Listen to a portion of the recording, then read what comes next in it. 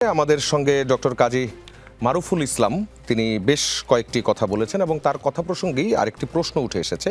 সেটি হচ্ছে যে বিষয়টা নিয়ে আপনি সবশেষ আলোচনা করছিলেন, সেটি হচ্ছে নারীর কর্মঘণ্টা 5 ঘন্টা করার যে বিষয়টি, এটির একটি ব্যাখ্যা আপনি দিয়েছেন।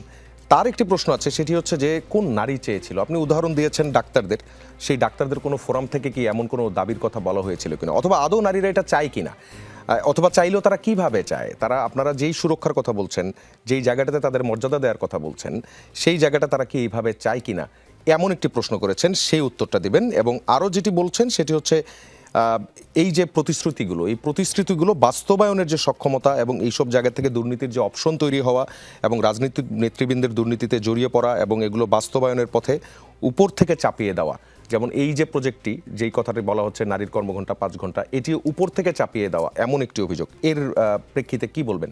এখানে দুটো বিষয় আপনি নিয়ে আসছেন। একটা হচ্ছে যে নারীরা চেয়েছিল কিনা 5 ঘন্টা করার বিষয়, আরেকটা হলো যে হিউজ যে বাজেট খরচ হবে বা এই টাকাটা কোথেকে আসবে। আমি যদি ভুল বুঝে না থাকি আপনাদের কথা থেকে, যদি এই দুটো প্রশ্ন তো আসছে বেসিক্যালি। দেখেন, আমাদের সম্মানিত আমির যখন এই বিষয়টি বলেছেন, এর আগে আমাদের বোনদের সাথে, আমাদের মায়েদের সাথে, নারীদের সাথে সেভারাল মিটিং হয়েছে, ওনাদের সাথে কথা হয়েছে, ওনাদের দাবিগুলো ওনারা বলেছেন, এর আগে চিন্তা করা হয়েছে। এবং এটা ঘোষণা করার পরে আমাদের নারীদের অধিকাংশরা, আমাদের বোনদের মায়েদের অধিকাংশরা, তারা কিন্তু এটাকে খুব হাইলি অ্যাপ্রিসিয়েট করেছেন। তো আমরা বিশ্বাস করি এর মাধ্যমে, বিশেষ করে আপনি দেখে থাকবেন যে হচ্ছে আমাদের, বিশেষ করে আমাদের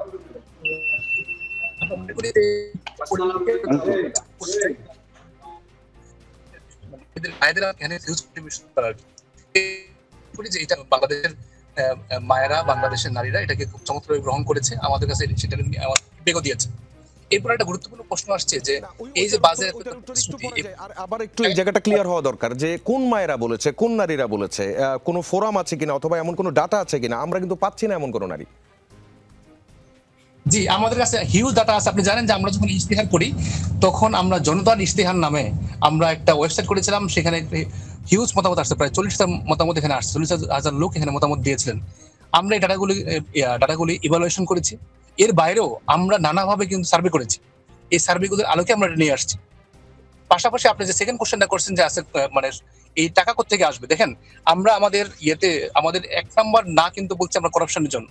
আজকে আপনার জেলা পর্যায়ে হোক, লোকালি এবং ন্যাশনালি লোকালি একটা বড় অংশ, প্রায় 40 থেকে 50%, কখনো আরো বেশি, এটা কিন্তু খরচ হয়ে যাচ্ছে, এটা কিন্তু ব্যয় হয়ে যাচ্ছে করাপশনে। ব্যয় বলতে হলো যে এই করাপশন করে টাকাটাকে মেরে দেওয়া হচ্ছে। বড় বড় প্রজেক্টগুলিতে দেখা গেছে যে টাকা নেওয়া হয়েছে কিন্তু প্রজেক্ট বাস্তবায়ন হয় নাই। আমরা রাস্তা সহ ব্রিজের টাকা পাইছি, দেখা গেল যে শুধু ব্রিজের রাস্তার হয় নাই, নদীর মাঝখানে ব্রিজ হয়ে আছে। বাংলাদেশ সবগুলো সেক্টরে করাপশন। তো যদি আমরা করাপশন বন্ধ করতে পারি, তাহলে আমরা মনে করি যে 40% আমরা কিন্তু সম্পদ এখানে আরো বেশি আমরা ইউজ করতে পারবো। পাশাপাশি হচ্ছে সক্ষমতা বাড়ানো।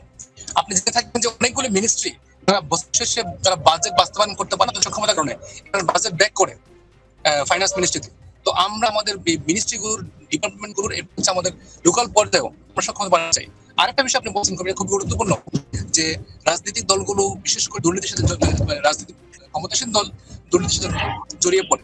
এই জন্য আমরা সমাধান দিয়েছি রাজনীতি সংস্কার নামে। আমাদের একটা পয়েন্ট আছে রাজনৈতিক সংস্কার, এবং রাজনৈতিক সংস্কারের জন্য আমরা একটা মৌলিক এবং বাংলাদেশের ফার্স্ট টাইম আমরা দিয়েছি। আমরা বলেছি যে রাজনৈতিক দল আগামী সংসদ নির্বাচনে যারা 3% ভোট পাবে বা 10টা সিট পার্লামেন্টে পাবে, তাদেরকে রাষ্ট্রীয় কোষাগার থেকে তাদেরকে অর্থ দেওয়া হবে। এটা বিশ্বের বিভিন্ন দেশে আছে। আমরা মনে করছি যদি রাজনৈতিক দলের জন্য থাকে, যারা 3% ভোট পাবে বা 10% পাবে, তাহলে গতানুগতিক যে চাঁদাবাজি আছে, এই চাঁদাবাজি বন্ধ হয়ে যাবে। তখন রাজনৈতিক দলগুলো, আমরা বিশ্বাস করি যে জুলাইয়ের যে চেতনা, যে একটি দুর্নীতিমুক্ত এবং একটা সুন্দর বাংলাদেশ গড়া, সেটার জন্য আমাদের এই ধরনের সংস্থাগুলো কোনো বিকল্প নেই। আমরা রাজনৈতিক সংস্থা চাচ্ছি, আমরা রাষ্ট্র সংস্থা চাচ্ছি, এবং আমাদের সবকিছু মিলে একটা মানবিক এবং আমরা নিরাপদ বাংলাদেশ চাচ্ছি।